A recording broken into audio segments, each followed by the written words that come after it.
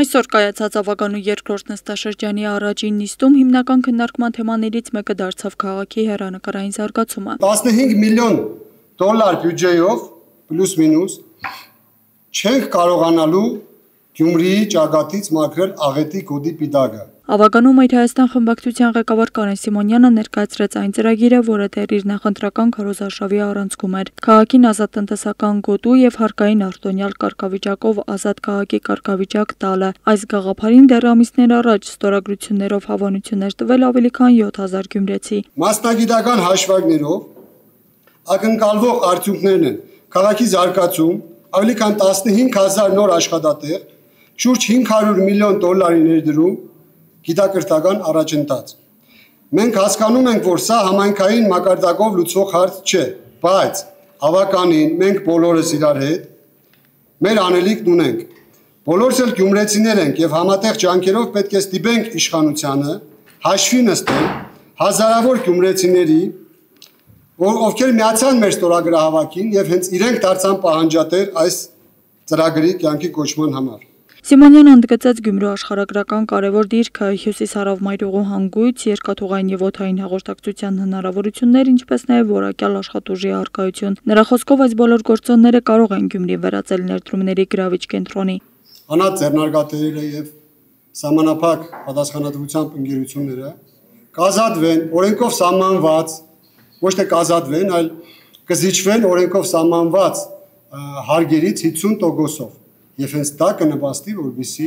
ներդրումային հոսքը Գյումրիում մեծանա եւ Գյումրին 5 տարվա մեջ ամբողջությամբ փոխի դիմագիծը։ Նա նաեւ հիշեցրեց, որ նմանատիպ փորձ արդեն կա աշխարհի տարբեր երկրներում եւ այն ամենուր դարձել է տնտեսական վերելքի հիմք, սակայն մինչ ծրագրի օգտակարության միջազգային օրինակները քննարկվում էին, Գյումրու ավականու նիստում նախաձեռնությունը դարձավ բուռն բանավեճի առարկա։ Եթե ամբողջ ազատ տնտեսական կոդու եւ ազատ քաղաքի կարգավիճակ տալը չինական Չինաստանի համար զարգացման ճանապարհ են տունվում եւ դուք ձեռ եք առնում, դրա համար էս օրին ենք, ներողություն, դրա համար էլ էս օրին ենք, դրա համար Արցախը չկա, դրա համար սրբազանները տերորիստ են, դրա համար Ջերմուկի գլխում թուրքը նստած է։ Համայնքի ղեկավար Վարդան Ղուկասյանը նախարարարկեց հարցը հանել օրակարգից, ապա քվեարկել թողնել հարցը օրակարգում, թե ոչ։ Չնայած բազում խոչընդոտների Կարեն Սիմոնյանին հաջողվեց նախագիծը անցկացնել։ Ես առաջարկում եմ ուզում եք քվեարկենք։ Միանշանակ, որպեսզի գյումրեցին տեսնի, ով է կողմ ազատ տնտեսական կոդու եւ ազատ քաղաքի կարգավիճակի, ով դեմ, ով ձեռնպահ։ Լավ, հիմա մի հատ ես որպեսզի ոչի կրնակ չլինի։ Սպասեք, ես խնդրում եմ, ովքեր են կողմ, որ հետաձգենք այս բանը, այսօրվա Կարեն Սիմոնյանի առաջարկած։ Ինչ է դնում եք հարցը։ Որպեսզի ավելի կառուցողական լինի, որպեսզի իրոք հարցի լուծում գտնենք։ Ոչի կրնակ եք։ Ինչի։ Մի քանի ամիս հետո ես հասնեմ ողջ։ Լավ, ուրեմն այսպես ենք անում։ Լավ, ուրեմն բերեք։ Լավ։ Եղավ։ Եկեք քվեարկենք, բայց հետո նորից այս հարցը կլսենք, եթե չանցավ, հետո նորից կլսենք։ Արդյունքում նախաձեռնությունը հաստատվեց ավականու 18 կողմ եւ միայն քաղաքացիական պայմանագիր խմբակցության 13 ձեռնպահ ձայներով։ Հաջորդ քայլը ուղերձով Հայաստանի Հանրապետության կառավարությանը դիմելն է ծրագիրը քաղաքում իրականություն դարձնելու համար։ 18 կողմ 13 ձեռնպահ Շնորհավորում ենք։ Ձեռնպահը նշանակում է անտարբեր, որը իմ դիտարկմամբ ավելի վատ է, քան դեմ քվեարկելը։ Ինչ որ միտեղ։ Իհարկե երկուսն էլ ներում չունեն, որովհետեւ Գյումրեցին ասում է եղբայր, եթե ես քիչ հարկ տամ 50%-ով, դու ինչի համար ես ձեռնպահ։ Չպետք է կանգ առնենք եւ պետք է նորից շարունակենք այդ նույն ջանասիրությամբ, որովհետեւ ի վերջո որևիցե իշխանություն հասկանա, որ եթե Գյումրին պետք է ունենա զարգացում, ուրեմն դա հեռանկարային զարգացման ծրագրի շնորհիվ է։ Օրակարգում նաև քաղաքի հնգամյա զարգացման ծրագրի հաստատման հարցներ, այստեղ եւս ավականու անդամները, ինչպես նաև Մայր Հայաստան խմբակցության անդամ Աննա Մուրադյանը մի շարք դիտարկումներ ու վերապահումներ ունեին։ Շփվելով քաղաքացիների եւ մասնագետների հետ եղավ կարծիքների փոխանակում եւ եկանք այն եզրահանգման, որ այգում արձաններ տեղադրելը արդյունավետ չէ։ պետք է այգին օգտագործվի ֆունկցիոնալ։ Այգու սկզբնամասում եւ վերջնամասում արդեն կան արձաններ, պետք չէ արձանախեղտ անել այգին։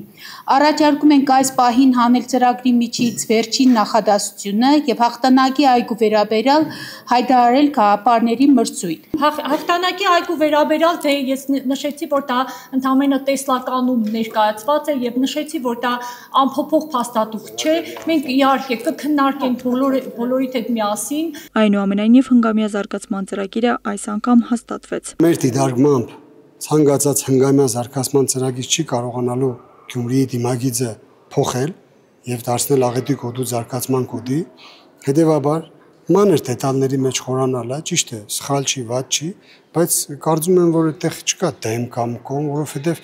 հիմա մեր կողմից առաջ քաշվեց հաղթանակի զբոսայգին, կենտրոնական այգի էր, որը չէր կարող այդպես անմխիթար մնալ, բայց հիմա մի այգու փոխարեն մյուսը, չգիտեմ, մի ինչ որ կրտոջախի փոխարեն մյուսը, դա չի տալու այն զարգացումը, ինչին մենք սպասում ենք։ Հետևաբար այդ հարցին հնգամյային կողմ եւ դեմ քվեարկելը շատ մեծ էական տարբերություն չէր։ Բացի ծրագրային առաջարկներից, Կարեն Սիմոնյանը հանդես եկավ նաև քաղաքական գնահատականներով։ Աննշան հիշեցում եմ, ես նախ անցյալ նիստին ասեցի, որ հորդորում եմ ձեզ, որպեսզի ձեզանից յուրաքանչյուրը իր փոքրիկ ներդրումն ունենա Միքայել Սրբազանի օր առաջ բաց թողնելու համար։ Քանզի գործը շինծու է, փաստ է, որ որոշ ժամանակ առաջ ասված խոսքերի համար չեն դատապարտել եւ քրեական գործ չի հարուցվել, իսկ որոշ ժամանակ հետո հարուցվել է։ Միքայել Սրբազանը մենակ ընդդիմության Սրբազանը չի Շիրակի մարզի, նաեւ յուրաքանչյուրիս Սրբազանն է։ Աստղիկ Խաչատրյան, Խանովանիսյան, այսօր։